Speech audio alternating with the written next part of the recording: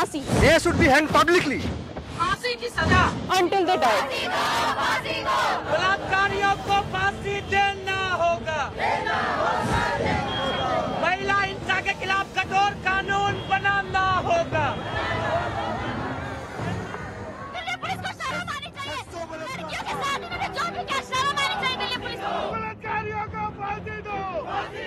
महिलाओं पर जो अत्याचार होती है वो 1 साल, 2 साल, 5 साल, 7 साल लग जाती है। They have to be hanged. फांसी नहीं, बीच में चौराहे में ला दे हम सबके सामने फांसी, ताकि वो दोबारा ही करने का सोचे नहीं। किसी के दिल में ख्याल भी आए तो सबसे पहले उन्हें सजा याद आ जाए। बलात्कारियों को फांसी दो। फांसी दो। फांसी दो। हमारे माँ बाप ने अपनी आंखों में हजारों सपने लेके हमें भेजा, लेकिन इसलिए नहीं कि उनकी लड़कियों की इज्जत रात में सरेआम लूट ली जाए।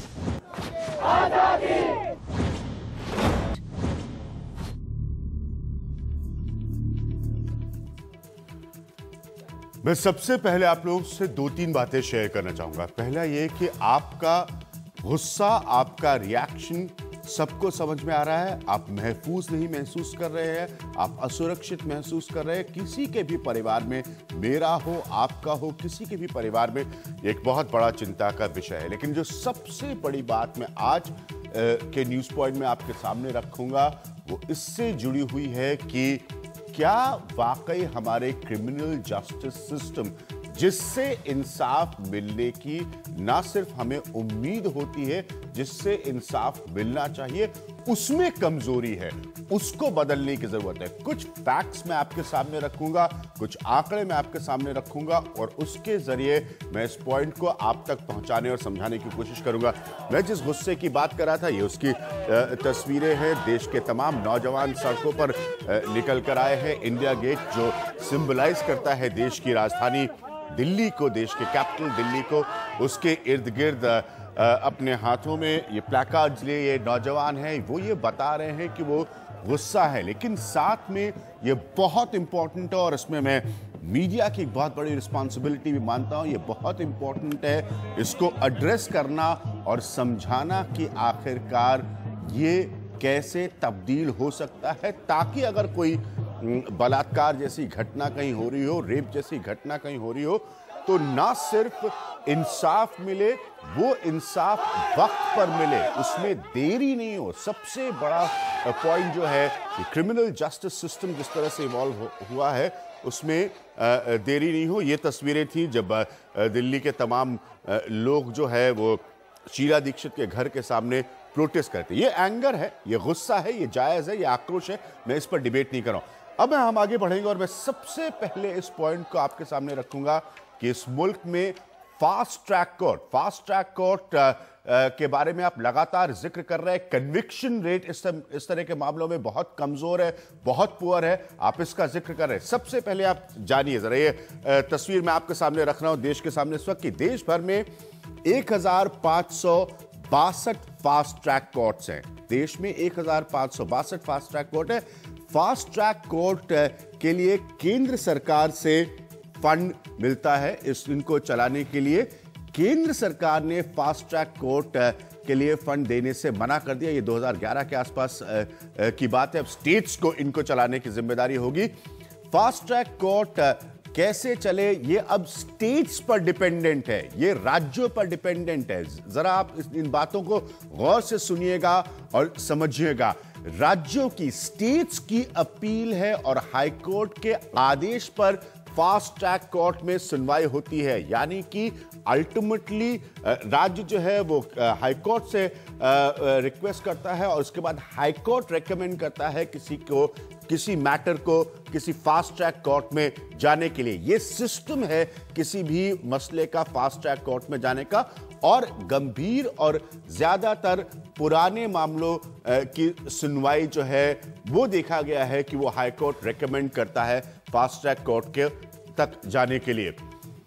एक और बहुत बड़ी बात, इसको ध्यान से पढ़िए, सुनिए। इस पैनल में एक लॉयर भी होंगे, उनको भी सुनिएगा कि रेप केस की फास्ट ट्रैक कोर्ट में सुनवाई हो ऐसा कोई कानून नहीं है। यानी कि ऐसा कोई कानून अभी तक इस मुल्क में मौजूद नहीं है जो ये कहे कि रेप केसेस की स्वाभाविक तौर पर सुनवाई किसी फास्ट ट्रैक कोर्ट में हो। अब आप समझे मैं किस पॉइंट को आपके सामने रख रहा था। और उसके बाद आप ये भी देख सकते हैं कि अगर मामले फास्ट ट्रैक कोर्ट में गए, मैं एक और पॉइंट आपके सामने रखना चाहता हूं कि पुलिस एक्ट के मुताबिक 60 दिन का समय होता है, 60 डेज होते हैं नॉर्मली पुलिस के इस तरह के मैटर्स में अपना इन्वेस्टिगेशन पूरा करने के लिए। पॉइंट मैं जो रख रहा हूं यहां पर वो ये है कि अगर पुलिस अपना इन्वेस्टिगेशन 60 दिन के समय में पूरा करे और मामला फास्ट ट्रैक कोर्ट में हो तो किसी भी इस तरह के गंभीर अपराध के मसले में बहुत जल्दी फैसला सामने आ सकता है। जरा एग्जाम्पल्स देखिएगा फास्ट ट्रैक कोर्ट में जो सजाए हुए। कल भी मैंने ये एग्जाम्पल्स, उदाहरण आपके सामने रखे थे इसी शो न्यूज पॉइंट में। फास्ट ट्रैक कोर्ट के मसलों में रोहतास जिले में 2 दिन की सुनवाई में फैसला सुनाया गया था। यह बताता है कि अहमियत क्या है, इंपॉर्टेंस क्या है फास्ट ट्रैक कोर्ट की। नाबालिग के साथ बलात्कार के आरोपी को 7 साल की सजा सुनाई गई थी। क्रिमिनल जस्टिस सिस्टम का यह रिफ्लेक्शन है जो मैं बार बार आपको बता रहा हूं। सबसे कम समय में सुनवाई करके सजा सुनाने का ये एक रिकॉर्ड स्थापित हुआ था। अलवर का एग्जाम्पल मैं आज फिर दोहरा रहा हूं आपके सामने, कल भी रखा था। एक जर्मन लड़की के साथ रेप का, बलात्कार का मामला आया था। फास्ट ट्रैक कोर्ट ने घटना के 23 दिन के भीतर अपना फैसला सुनाया था। यह अलवर का उदाहरण है। आरोपी BH मोहंती को इस मामले में 7 साल की सजा सुनाई गई थी। ये मामले हैं जो मीडिया के सामने आए थे। जोधपुर का भी जो मामला है जहां पर एक और जर्मन महिला के साथ बलात्कार हुआ था, इसमें भी फास्ट ट्रैक कोर्ट ने 20 दिन में सजा सुना दी थी और दोनों आरोपियों को उम्र कैद की सजा सुनाई गई थी। तो ये है मेरा पॉइंट। मैं वापस ग्राफिक्स के जरिए इनको दोहराता रहूंगा। मैं आपको आज के अपने पैनल से मिलाता हूं। ये सब लोग बहुत ही जानकार लोग हैं। मेरे साथ जावेद अख्तर साहब मौजूद हैं। राज्यसभा में बोलते हुए जावेद अख्तर साहब ने इस पॉइंट को उठाया था जो बहुत अहम पॉइंट था, कन्विक्शन रेट का, यानी कि अगर कोई इस तरह का मसला होता है तो क्या वाकई सजा मिल पाती है। पूजा मेरे साथ जुड़ रहे हैं मुंबई से, पूजा बेदी जो कि एक कलाकार है। अजय चौधरी साहब मेरे साथ मौजूद है जो कि एडिशनल कमिश्नर ऑफ पुलिस है साउथ और ईस्ट दिल्ली के। बरखा सिंह हैं जो कि NCW की चेयरपर्सन है दिल्ली की। और गीता लूथरा है जो कि एक सीनियर लॉयर हैं सुप्रीम कोर्ट की। पॉइंट बहुत क्लियर है कि अगर आप इंसाफ की उम्मीद कर रहे हैं तो वो इंसाफ जिस सिस्टम से मिलना चाहिए, क्या वो सिस्टम इन प्लेस है? जावेद अख्तर साहब, मैं आपसे शुरू करूंगा। कल जब मैं आपको सुन रहा था राज्यसभा में और आपने बहुत स्ट्रांगली इस पॉइंट को रखा था जो कि बिल्कुल सही पॉइंट है कि कन्विक्शन रेट क्या है। मैंने फास्ट ट्रैक कोर्ट्स की तस्वीर आप सब लोगों के सामने रखी। देश में सिर्फ 1562 फास्ट ट्रैक कोर्ट्स हैं जो केंद्र सरकार की सहायता से चलते थे। वो सहायता अब उनके पास नहीं है। राज्यों पर अब डिपेंडेंट है इन फास्ट ट्रैक कोर्ट्स को चलाना। और अगर कोई मसला इन फास्ट ट्रैक कोर्ट्स में जाना है तो उसमें हाई कोर्ट की अनुमति की जरूरत होती है, यानी कि स्वाभाविक तौर पर कोई रेप जैसे मसले अपने आप इन कोर्ट्स में नहीं जाते। तो फिर ये कन्विक्शन रेट कहां से इंप्रूव होगा? जावेद साहब, देखिए, ये जो समस्या है ये इसका एक हल नहीं है, इसके बहुत से हल चाहिए। और ये आइदर और की बात नहीं है कि हम ये करें या ये करें, हमें सब कुछ करना है। पहली बात तो प्रिवेंशन, वो तो फास्ट ट्रैक कोर्ट बाद में होगा। पहले आप ये देखिए कि दिल्ली में इस तरह के इंसिडेंट बार बार होते रहे हैं कि सड़क पे के व्हीकल्स में इस तरह से लड़कियों को रेप किया गया है। ये एक बार का किस्सा नहीं है। तो पहले तो लॉ एंड ऑर्डर एजेंसीज को ये कोई प्रिवेंशन, इसके बारे में सीरियसली सोचना होगा कि इसे रोका कैसे जाए। उसके बावजूद भी अच्छा, रेप कोई सिर्फ ये तो नहीं है कि ऑटोमोबाइल में ही होते हैं, घरों में होते हैं, अलग अलग जगहों पे होते हैं, तरह तरह से होते हैं। तो उसके बाद अगर वो होता है तो उसका इन्वेस्टिगेशन सही हो। इन्वेस्टिगेशन सही होने के मतलब यह है कि पुलिस फोर्स जो है वो सेंसिटाइज हो, नीचे की हद तक, इंस्पेक्टर और कांस्टेबल हो, हेड कांस्टेबल की हद तक, SHO की हद तक एक सेंसिटिविटी हो टुवर्ड दिस इशू, इसमें सिंपैथी हो, जो अभी दिखाई नहीं देती आमतौर से। यही मैं फिर रिपीट करूंगा कि पिछले दिनों जो तहलका ने 100 SHO से बात की, उनमें से कईयों ने बताया कि जो औरतें आके रेप की शिकायत करती हैं ये तो या वैश्याएं होती है, वरना शरीफ औरत तो आके ऐसी बात करेगी नहीं। और या फिर एक्सटॉर्शनिस्ट होती हैं कि जो पैसा ऐंठना चाहती हैं। इस तरह की, या ये कहते हैं जैसी कपड़े पहनती है औरतें, पुलिस ऑफिसर बोल रहा है कैमरा पे, उसे मालूम नहीं कि वो पिक्चराइज किया जा रहा है, हिडन कैमरा था, कि साहब जैसे कपड़े पहनती है सड़क पे तो ये सब तो होगा ना। आप ये बताइए कि जो हमारे सीनियर ऑफिसर्स हैं, जो ऊपर के लोग बैठे हैं, उन्होंने इन ऑफिसर्स के खिलाफ क्या कोई स्टेप लिया? उनकी कोई इंक्वायरी की? उन्हें सस्पेंड किया? मुझे मालूम नहीं है, मैं पूछ रहा हूं। जहां तक मेरा ख्याल है ऐसा कुछ नहीं हुआ।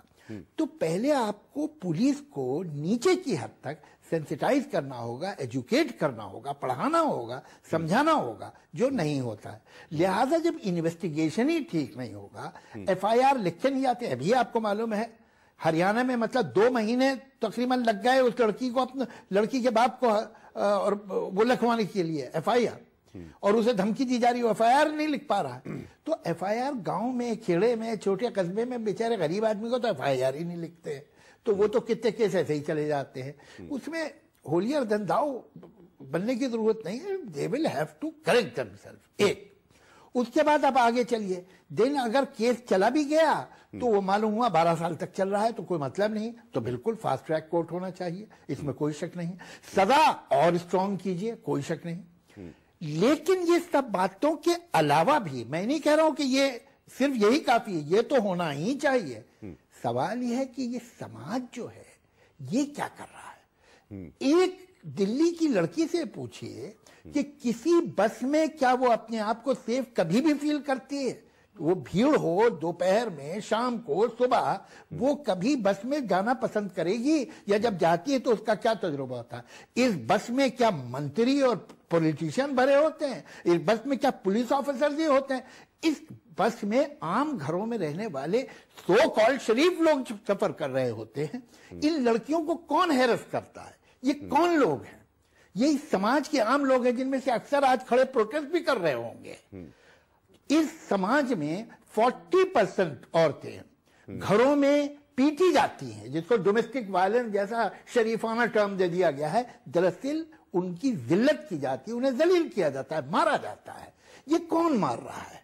ये 40% औरतें जो हैं, इसके मतलब है 40% घरों में ये होता है। और ये समाज कहता है कि साहब सरकार और पुलिस जो है वो हमारी औरतों की इज्जत नहीं कर रहे हैं, उनका ख्याल नहीं रख रहा है। ये समाज रख रहा है। जहां पर बच्ची पैदा होती है तो या मार डाल दी जाती है, गर्भ में ही मार डाल दी जाती है, और अगर वो जन्म ले लेती है तो सेक्सुअली हैरेस होती है। 95% रेपिस्ट जो हैं उन्हें विक्टिम पहचानती है, यानी वो उसके जान पहचान के, रिश्ते के, फैमिली के, पड़ोस के जान पहचान के लोग होते हैं। ये कौन? ये तो समाज के आम लोग हैं ना। सही बात। उसके बाद आगे चलिए, शादी हो रही है तो आप कहते हैं आपको लड़की के लिए इतना दहेज, अगर उसकी इज्जत होती तो आप दहेज मांगते हो उसका? उसको तो आप कह रहे हैं लायबिलिटी है, ये तो कोई चीज ही नहीं है। उसके बाद जब शादी हो जाती है तो वो मार खाती रहती है। तो ये तो समाज को भी तो ठीक करो भाई।